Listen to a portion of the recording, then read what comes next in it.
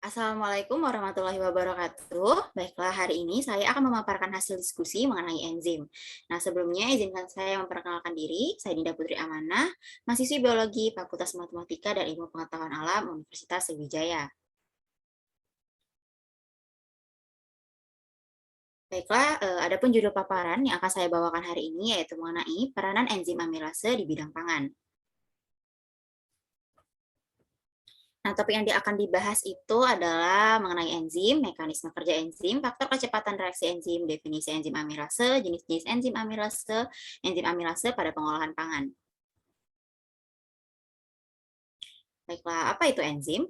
Enzim merupakan bagian dari protein yang mengkatalisis reaksi-reaksi kimia. Enzim juga dapat diartikan sebagai protein katalisator yang memiliki spesifitas terhadap reaksi yang dikatalisis dan molekul yang menjadi substratnya.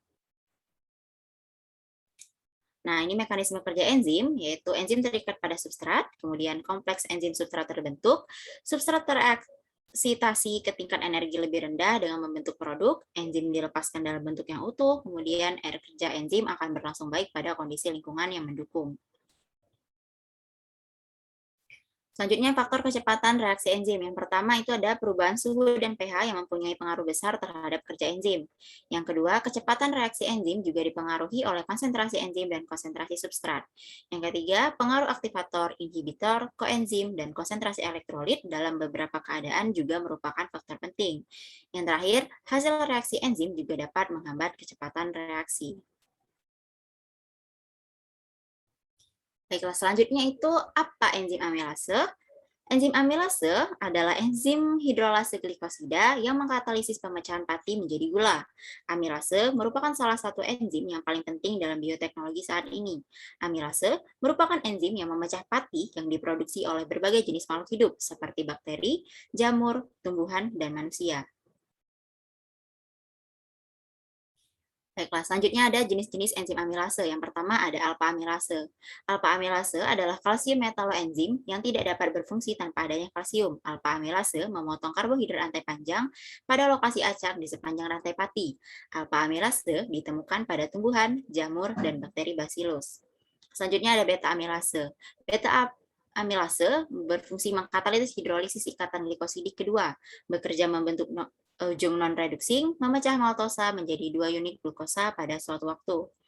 Yang terakhir ada glukoamilase yang berfungsi untuk memecah ikatan glikosidik, glukoamilase yang paling efisien dalam lingkungan asam dan memiliki pH optimum 3.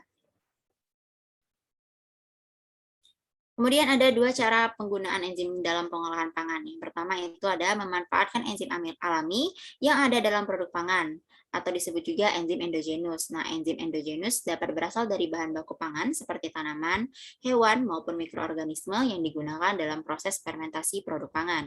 Selanjutnya itu ada enzim eksogenus, yaitu menambahkan enzim dari luar ke dalam bahan pangan yang diolah. Nah, enzim eksogenus ini sudah banyak diproduksi secara komersial untuk dapat dimanfaatkan dalam proses pengolahan pangan. Adapun beberapa penelitian yang telah dilakukan mengenai pemanfaatan enzim amilase. Yang pertama itu adalah penelitian yang dilakukan oleh Darmanaja pada tahun 2008, di mana mereka menggunakan enzim alpha amilase komersial dalam pembuatan tepung pisang instan. Nah, selain berasal dari kecambah dan biji-bijian, enzim amilase yang berasal dari tanaman juga telah digunakan dalam proses hidrolisis pati.